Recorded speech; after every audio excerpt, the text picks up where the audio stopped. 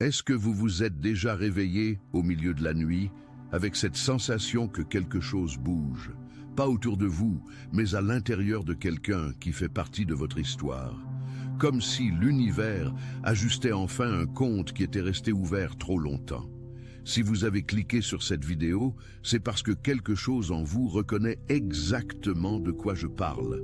Et dans les prochaines minutes, je vais vous montrer ce qui se passe ces 29 et 30 mars avec quelqu'un de votre famille, et pourquoi cela peut tout changer. Je ne parle pas de coïncidence, je parle d'un processus qui se construit depuis bien plus longtemps que vous ne l'imaginez, et qui arrive maintenant à son point d'ébullition. Restez avec moi. Parce que ce que je vais révéler va toucher quelque chose que vous aviez peut-être cessé d'espérer. Commençons par une question directe. Y a-t-il quelqu'un dans votre famille qui, pendant des années, vous a vu d'une manière que vous saviez ne pas être vraie? Quelqu'un qui répétait certaines histoires sur vous, qui remettait en question vos choix, qui est allé jusqu'à vous traiter comme le problème de la famille, pendant que la personne qui créait réellement le chaos restait protégée, intouchée, intouchable?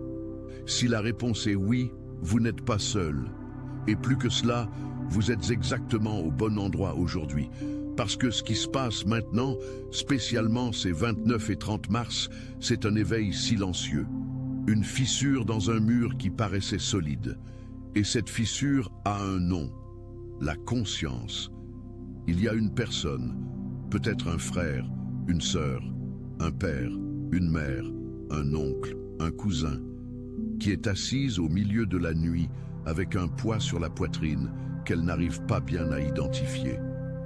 Ce n'est pas une tristesse ordinaire. Ce n'est pas cette nostalgie vague qui apparaît parfois. C'est quelque chose de plus lourd, plus spécifique. C'est le poids d'une vérité qui tente d'émerger. Et cette vérité porte votre nom. Avant de continuer, je dois vous dire une chose importante. Si vous êtes arrivé à cette vidéo, si vous avez été choisi pour regarder cela aujourd'hui, ce n'est pas un accident. Il existe une intelligence dans l'univers qui relie les personnes à ce dont elles ont besoin, au moment exact où elles en ont besoin. Attention, vous devez vous préparer maintenant. J'ai préparé un contenu exclusif pour ceux qui sentent qu'ils ont été mis à part pour quelque chose de plus grand, mais vivent entourés de bruit, de distractions et de surcharge mentale. C'est un parcours de 30 jours qui va transformer votre vie, un chemin guidé pour blinder votre esprit et vous préparer à ce qui vient, avec des pratiques quotidiennes de focus, de limites et de discipline, également disponibles en version audio immersive. Plus de 10 000 lecteurs ont déjà transformé leur vie grâce au parcours de 30 jours. Des milliers de personnes ont déjà commencé cette transformation. Des gens comme vous, qui en avaient assez de vivre dans le brouillard. Des personnes ordinaires qui ont décidé de ne plus accepter le chaos mental. Profitez de cette offre à durée limitée, uniquement ce mois-ci. Accédez à votre lien juste en dessous, dans le commentaire épinglé. Vous êtes un chosen one, pas parce que vous êtes parfait, pas parce que vous n'avez jamais fait d'erreur, mais parce que vous portez en vous quelque chose que les dynamiques dysfonctionnelles n'ont jamais réussi à effacer, votre essence véritable. Et c'est précisément cette essence qui est reconnue maintenant. Mais avant de parler de ce qui arrive à cette personne de votre famille, je dois vous aider à comprendre comment vous en êtes arrivé là. Parce que l'histoire qui a été racontée sur vous, la version de vous qui a circulé dans les conversations auxquelles vous ne participiez pas, dans les jugements portés dans votre dos, cette histoire n'est pas apparue de nulle part. Elle a été construite, brique par brique, avec soin, avec intention. Réfléchissez avec moi. Vous souvenez-vous des moments où vous avez tenté de vous expliquer et avez été interrompu? Des situations où votre version des faits n'arrivait jamais complètement aux oreilles de ceux qui comptaient, des périodes où vous sentiez qu'une force invisible travaillait contre votre réputation au sein même de la famille. Ce n'était pas de la paranoïa de votre part, c'était un schéma. Dans les dynamiques familiales dysfonctionnelles, il y a presque toujours une figure que les chercheurs en psychologie appellent le narrateur central, la personne qui contrôle la narration. Elle n'a pas besoin de crier. elle n'a pas besoin d'être ouvertement cruelle. Souvent, elle se présente comme la plus préoccupée, la plus présente, celle qui aime le plus la famille. Mais sous ce masque de bienveillance, il y a un mécanisme très précis de contrôle. Ce mécanisme fonctionne ainsi. Les informations sont filtrées. Les conversations sont rapportées de manière incomplète ou déformée. Les silences sont comblés par des suppositions opportunes. Et peu à peu, sans que personne ne s'en rende vraiment compte, l'image de certaines personnes est façonnée. Particulièrement l'image de celles qui osent remettre en question, qui refusent de participer au jeu, qui insistent pour garder leur propre perspective. Cette personne, c'était vous. Vous avez questionné, vous avez refusé, vous avez gardé votre perspective, et pour cela vous êtes devenu le problème de la famille, non parce que vous étiez le problème, mais parce que vous étiez une menace pour la narration que quelqu'un avait besoin de maintenir. Maintenant arrive la partie que je dois que vous compreniez très clairement, car elle est fondamentale pour ce qui se passe ces 29 et 30 mars. Quand une personne porte une vérité en elle, même enterrée, même niée, même complètement refoulée, cette vérité ne disparaît pas.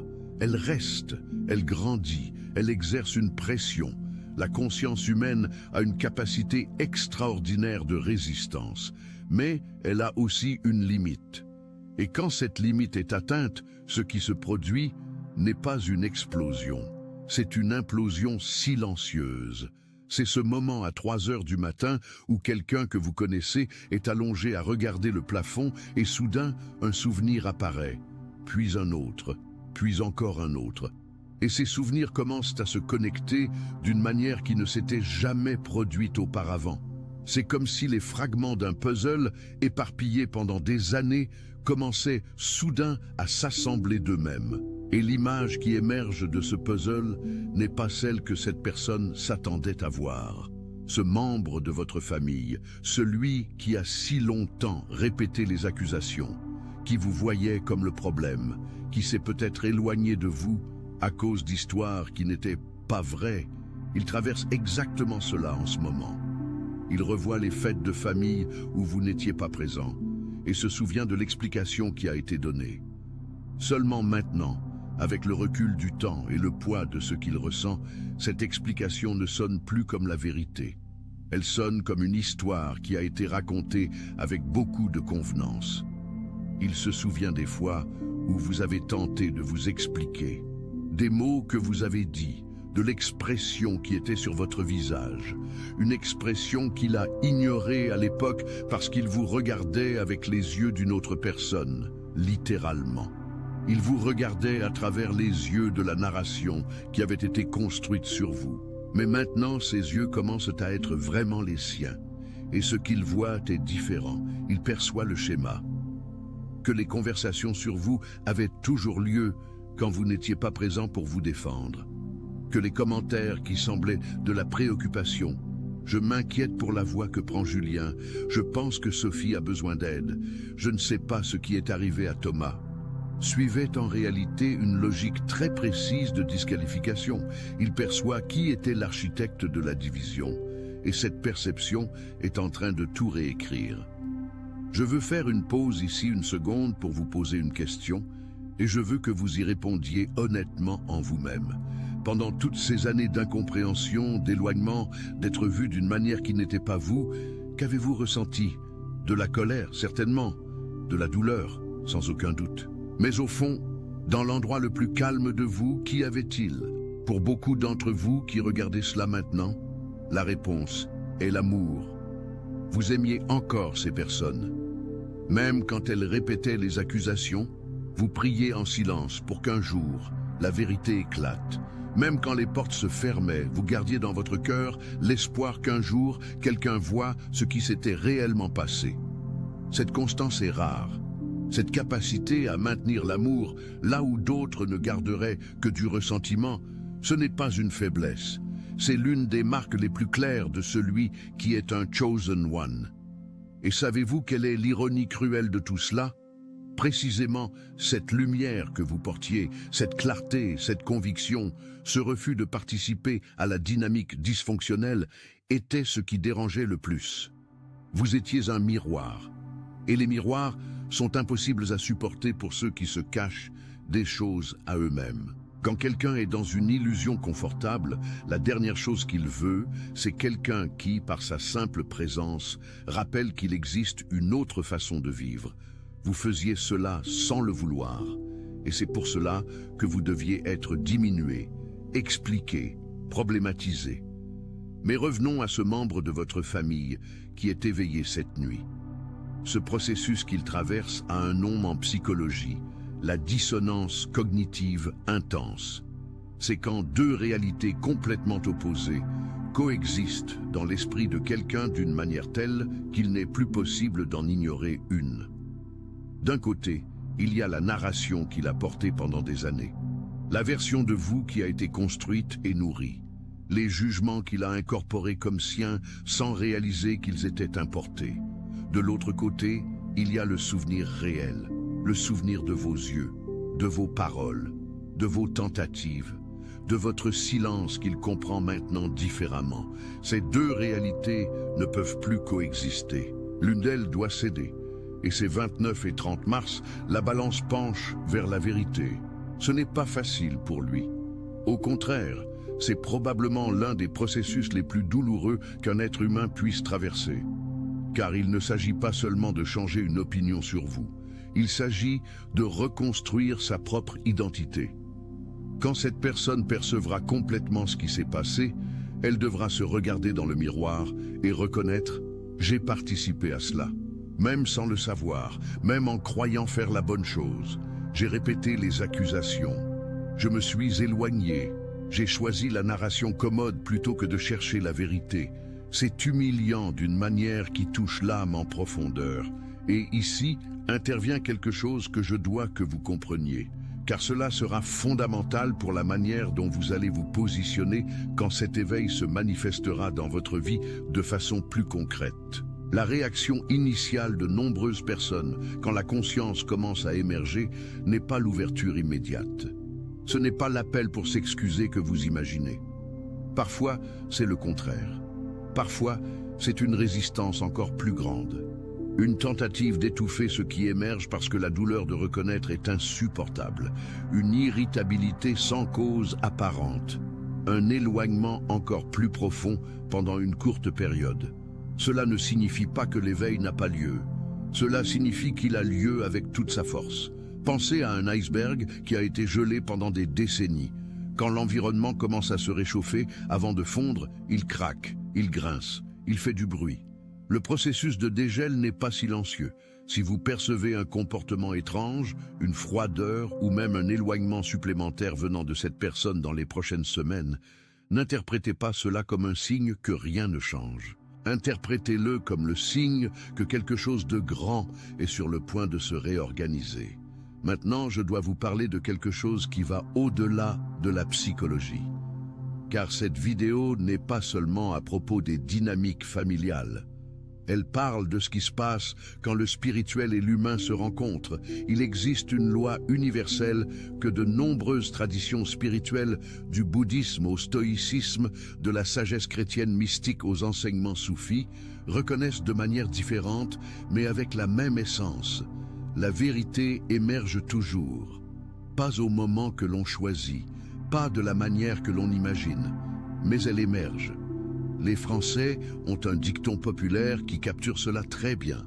La vérité finit toujours par se savoir. Et aussi cliché que cela puisse paraître, il y a une sagesse profonde là-dedans. Les constructions basées sur la distorsion de la réalité n'ont pas de soutien à long terme. Elles doivent être constamment alimentées, renforcées, rapiécées. Et arrive un moment où l'effort pour maintenir l'illusion est plus grand que le confort qu'elle offre. C'est le moment que vit actuellement cette personne de votre famille. Les 29 et 30 mars portent une énergie très particulière et je veux que vous compreniez ce que cela signifie. Pas de manière superstitieuse, mais de manière consciente. Dans le cycle énergétique de ces jours, il existe une combinaison de Saturne, la planète de la vérité structurelle, de ce qui ne peut plus être évité, avec l'influence de Neptune en dissolution, qui représente l'effondrement des illusions. En pratique, Cela signifie que les masques deviennent trop lourds à porter. Les voiles commencent à tomber. Ce qui était caché commence à apparaître, non parce que quelqu'un a forcé, mais parce que le poids même de la réalité ne peut plus le supporter.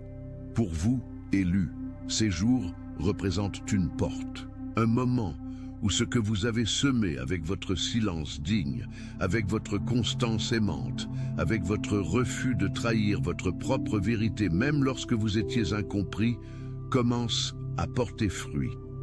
Pas nécessairement sous la forme d'une excuse formelle, pas nécessairement dans une conversation longue et cathartique. Le fruit apparaît parfois dans un message simple, dans un regard différent, dans un geste qui rompt un schéma de plusieurs années, dans un silence qui a une qualité différente du silence précédent. Apprenez à reconnaître ces signes, car ils sont le début de quelque chose beaucoup plus grand. Mais je dois maintenant vous poser une question qui est peut-être la plus importante de toute cette vidéo. Lorsque ce moment arrivera, et il arrivera, êtes-vous préparé? Pas seulement préparé à recevoir, mais préparé à recevoir de la manière juste? Car il existe un piège très commun dans lequel tombent les personnes qui ont traversé ce type de dynamique lorsque la rédemption commence à apparaître. Elles ferment complètement la porte par excès d'autoprotection, ou elles ouvrent tout d'un coup par désir de résolution. Les deux extrêmes ont un coût élevé. Fermer la porte complètement lorsque quelqu'un s'éveille véritablement peut interrompre un processus qui, cultivé avec sagesse, a le potentiel de transformer non seulement cette relation, mais toute la dynamique familiale. Rappelez-vous, vous n'êtes pas seulement une personne individuelle dans cette histoire. Vous êtes souvent le point de réorganisation d'un système entier.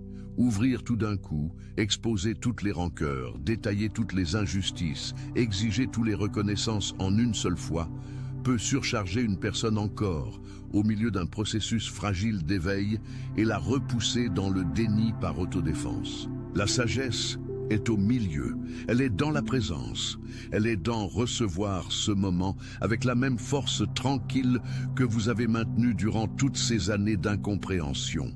Laissez-moi vous raconter une histoire qui se produit dans beaucoup de familles françaises. Peut-être dans une version, elle est aussi votre histoire. Imaginez une famille de 4 enfants. L'aînée a toujours été celle qui tenait les rênes, c'est au moins ainsi qu'elle se présentait. Elle était toujours présente, toujours impliquée, toujours au centre de tout, et au centre des narrations aussi. Le deuxième enfant, appelons-le Julien, a toujours été le différent. Vers la trentaine, il a commencé à questionner certaines dynamiques, à ne pas venir à certains événements où la tension était forte, à refuser de participer à des conversations qu'il sentait toxiques. Et peu à peu, sans qu'il comprenne exactement comment, il devenait le problème. L'histoire qui circulait dans la famille était que Julien était orgueilleux, individualiste, qu'il se croyait meilleur que tous, qu'il avait abandonné la famille pour des motifs égoïstes. Le frère plus jeune, Thomas, a grandi en entendant cela, et il a cru. Durant des années, Thomas a traité Julien avec une froideur que Julien ne comprenait jamais complètement, car il ne pouvait se défendre d'accusations dont il ne connaissait même pas l'existence totale.